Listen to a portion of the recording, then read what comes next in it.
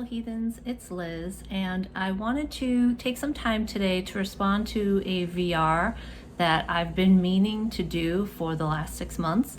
And it's from Papa Squirrel over at the Squirrel's Nest, and the hashtag was why I collect tarot. So let's jump right in. I wanted to take a moment and talk about why I love tarot in the first place. So tarot to me is all about psychology, and what that means is that I use it to tap into parts of myself that I may not be aware of, the things in my subconscious mind, even my unconscious mind, that may trigger me in certain ways, but through the art of tarot, it's able to come up to the surface because my conscious mind is taking these images and putting them together in a cohesive way that makes sense to me in my particular life. So beyond that, I want to talk about the archetypes of tarot. So when I first started learning about tarot and how the 22 major arcana basically go through the fool's journey, I was intrigued because I had already known about the hero's journey from Joseph Campbell, the what is it called? The myth book. I can't remember what it's called. I'll probably put a little title at the bottom, but the Power of Myth, that's what it is. So that was a very influential book for me.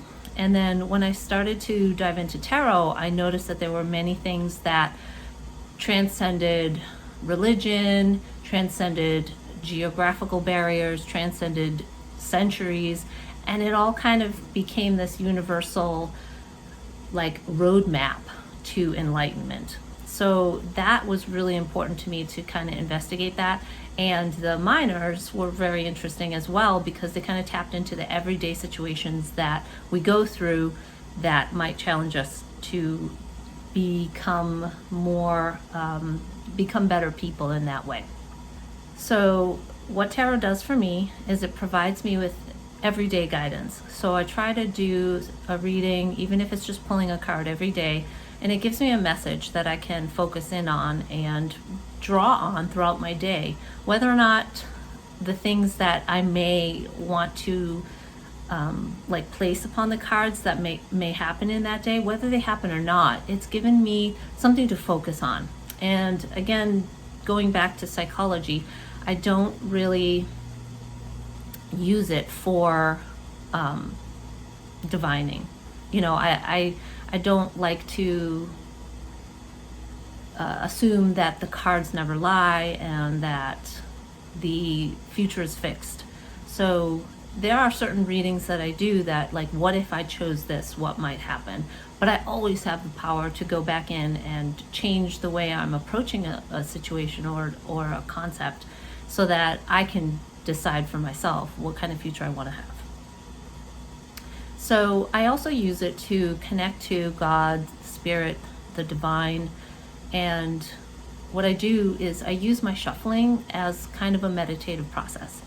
So when I shuffle, I'm breathing in and then I'm breathing out. So in that way, I feel like I am connecting to my higher self and to God in that way, and I enjoy doing that, and it's a very effective way for me to kind of center myself and calm down and really get that morning ritual practice in for the day. It helps me understand myself and become more self-aware. And as I was talking about the archetypes, that is exactly what I mean. So my goal, and it's been like that for many years, especially after having children, is to use tarot as a mirror. And you probably have heard that a lot, especially in the textbooks that kind of talk about tarot when they introduce you to tarot. It really is. It really does reflect back at you the things that you may not want to see. And that's important to me because I feel like we're here to learn. This life is a journey, life is a learning process. And what is the point if we don't become better people or use it effectively? So another reason why I love tarot is that I bond with my decks. They have a particular energy, so the art styles evoke an emotion in me, and I'm sure it does for you as well. So, and now that transitions me into why I collect tarot. So if we go back to discuss bonding with the tarot, there's a multitude of different energies that you can tap into with tarot. So for instance, the Playful Heart Tarot taps into my inner child. And I'm not going to go through these decks and, you know, pull out the different cards because this is already going to be a long video. So you have, you know, inner child decks.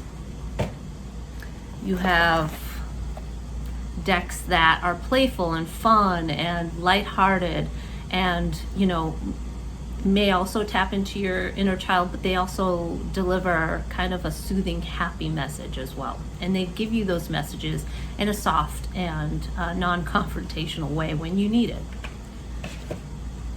I have my decks that are more, they tap into the melancholy or the somber feeling, like when I don't really want to see a whole bunch of smiling faces. I was able to find this out of print deck, secondhand obviously, because I wanted something that, like when I'm really down and when I'm feeling low, I want a deck that kind of reflects that. It's kind of like listening to music, right? You kind of listen to songs that you're in the mood for, and that's the same thing with tarot. I'll have decks that are more spiritually based, and in another video that I'm going to talk about my journey, my spiritual journey with religion in general, this brings me back to the beneficial aspects of ritual and spiritual faith, so to speak. So there's decks that tap into that, the majesty of what the divine and what God is. I'll have decks that, and I had this bag made, this is the Marielle Tarot. I'll have decks that are raw and they hit you with this like potent energy that like takes you back sometimes, and that's really important too when you want to be made to feel uncomfortable and to learn. So have those. I'll have decks that, this is the art history for past lives, and I'll have decks that I can tap into to kind of look at ancestor work and things that may have happened in between lives, because I do feel that there is something to the idea that we do live multiple lives, and that's just my own personal opinion. And of course, everything I say on this video is my own personal opinion. Everything I say on my channel is just how I feel. So I'll have decks that tap into that so that I can kind of see what is the life trigger that I need to work on. What is like some of the main things that keep repeating themselves in my life that I need to look at so that I can find a solution to them. So there's that. I'll have decks that, this is the Dark Grimoire. I'll have decks that I use for shadow work. And I've done a lot of work with this deck, and there's different things in this deck that help me kind of look at some of the subconscious layers of things that I need to look at and need to heal. I'll have decks that are, you know, designed to be used at certain times of the year. I'll have decks that are particular to Halloween and Christmas and all sorts of different holidays. Decks that are more appropriate for springtime, for fall, for summer, you know, for winter, that sort of thing. Another reason why I collect tarot is because I like to have an art collection. It's like holding an art collection in your hands. And there's so many different types of art that's out there, and we see so many different things. And I think the reason why, you know, many of us collect and we buy so many is that we're individuals, and there's so many facets and so many layers to who we are as people. We kind of want decks that tap into all of that. So it's almost like our collection is a mirror of who we are as people. So if we were ever to go to someone's house, and yes, I'm Italian, so I talk with my hands a lot, so just putting that out there. If we go to someone's house and we look at their collection says a lot about who they are as a person, and which is great. I also love why or how creators develop different ways to portray the same idea.